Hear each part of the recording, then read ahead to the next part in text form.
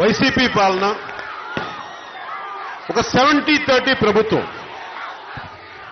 YCP అనేది 70-30 అంటే నిష్పత్తిలో 70-30 ప్రభుత్వం. ఎందుకన్నానంటే వీరు ఇప్పుడు దాకా నవరత్నాలు కానీ ఏ హామీలు ఇచ్చినా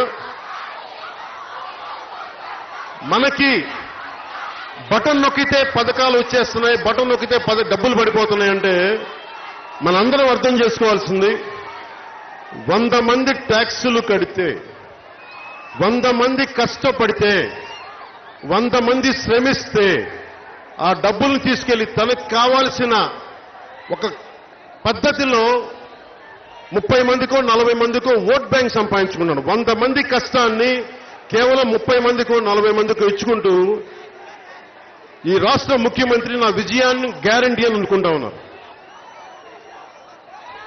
ఇది మనం గ్రహించాలి. మనందరి ఉమ్మడి శ్రమ.